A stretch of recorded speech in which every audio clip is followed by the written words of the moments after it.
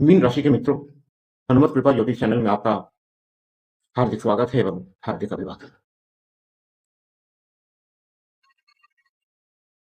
आपके समक्ष उपस्थित हूं जुलाई 2025 का मासिक राशिफल लेके। ये राशिफल चंद्र राशि पर आधारित है। आपके जन्म के समय चंद्रदेव जिस राशि में आपकी जन्म कुंडली में स्थित है वही आपकी चंद्र राशि है। तो आप चंद्र राशि के अनुसार अगर इस राशिफल को देखेंगे तो इसे आप ज्यादा सटीक पाएंगे।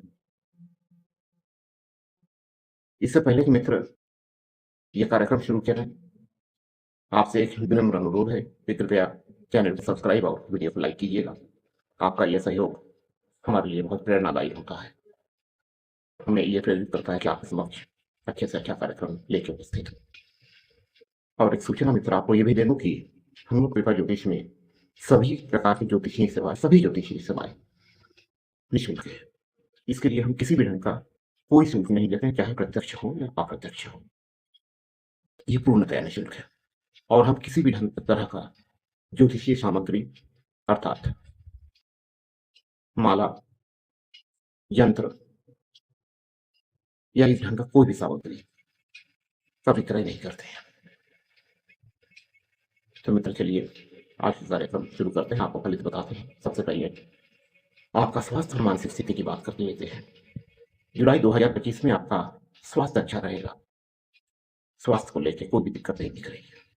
मानसिक स्थिति की अगर बात करें तो एक उदासीनता आपके अंदर रहेगी।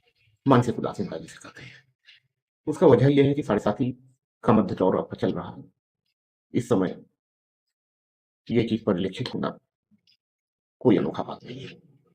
इस समय एक जिसे मानसिक उदासीनता कह लें या एक आध्यात्मिक झुकाव कह लें, क्योंकि शनिदेव आध्यात्म की तरफ इस 7.5 के दौरान जरूर ले जाते हैं।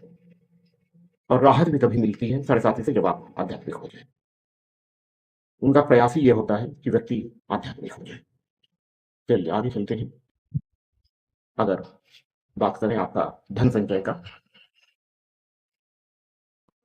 तो धन संचय आपका औसत दर्जे का होगा, ना बहुत ज्यादा ना बहुत कम, एक एवरेज रहेगा।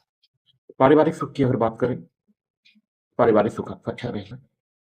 पारिवारिक माहौल आपका अच्छा रहेगा। खासकर 15 जुलाई के बाद तो बहुत ही सुखद रहेगा।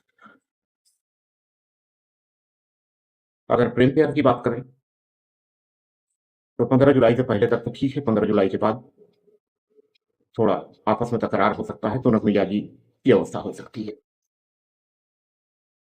संतान पक्ष की अगर बात करें, 15 जुलाई के बाद संतान पक्ष से संबंधित सुखद समाचार आपको प्राप्त होगा। अगर किसी हायर एजुकेशन वगैरह में आपके संतान जाना चाहते हैं तो उसके लिए माहौल बनेगा और उनका चयन वगैरह हो जाएगा उसमें। इस बात का प्रबल संभावना दिख रही है।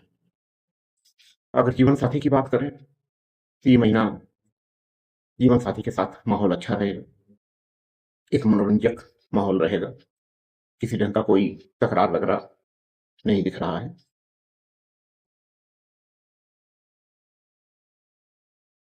जीवन साथी के लिए भी यह समय भाग्यवर्धक सिद्ध होगा। अगर इसके बाद हम लोग भाग्य की बात करें तो भाग्य आपका इस महीने औसत दर्जे का साथ देगा 28 जुलाई तक। हालांकि आपके भाग्य की दृष्टि भाग्य स्थान पे है, इसलिए कोई ज्यादा दिक्कत नहीं होगा। लेकिन यह है कि काम आपके बनेंगे, लेकिन थोड़ा अड़चन बाद, थोड़ा संघर्ष के बाद काम आपका बनेगा। इसलिए बहुत कोई ज्यादा दिक्कत तो नहीं समझ में आ रही है।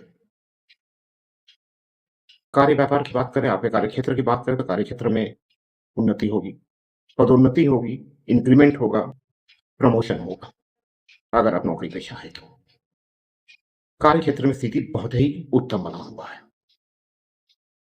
व्यापारिक वर्ग के लिए बात करें तो व्यापार वृद्धि होगा। कोई नया व्यापार शुरू कर सकते हैं या पुराने व्यापार में ही कोई और वस्तु को ऐड कर सकते हैं। कोई और व्यापार उसी में आप शुरू कर सकते हैं। बहुत अच्छा समय है व्यापारिक वर्ग के लिए और नौकरी पेशा दोनों वर्ग के लिए। आय की बात करें तो स्थिर रूप से आपका आय बढ़ेगा। ये चीज नहीं होगा कि आकस्मिक रूप से आय बढ़ गया।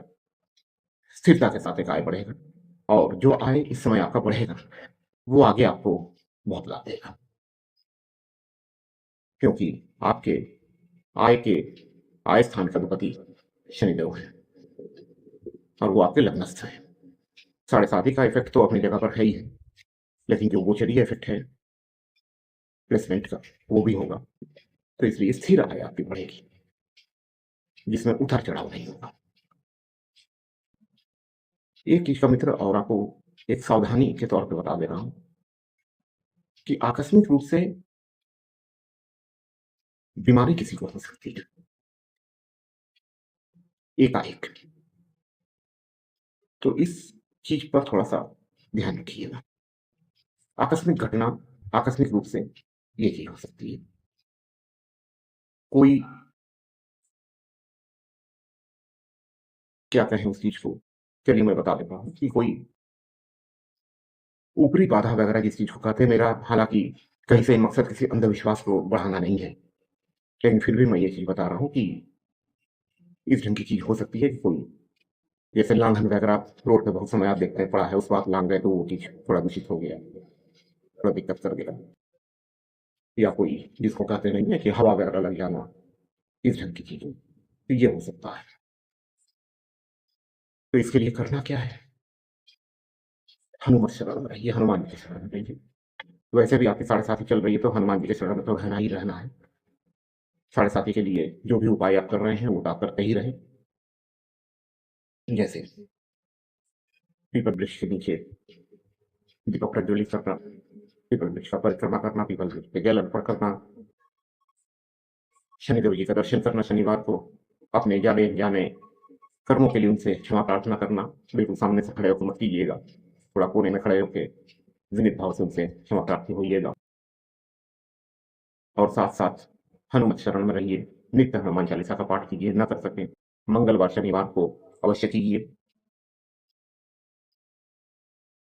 उनसे अपनी रक्षा के लिए प्रार्थना कीजिए, उनके श्री चरणों का सिंदूर अपने माथे पे नित्य लगाइए, रक्षा होती रहेगी। और साथ साथ एक काम मित्र और कीजिएगा कि देवाधिदेव महादेव वासुदेव भोलेनाथ का जलाभिषेक नित्य कीजिएगा। इससे जो मानसिक अशांति है इस चीज से आपको मुक्ति मिलेगी। और 7.5 के लिए ये भी बहुत कारगर उपाय होता है।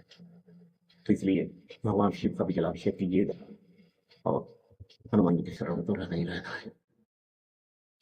मित्र, आपसे विदा लेने से पहले फिर से आपसे अनुरोध करूंगा कि कृपया वीडियो को लाइक और चैनल को सब्सक्राइब कीजिएगा। ईश्वर से कामना करता हूँ कि आपका समय बहुत शुभ हो।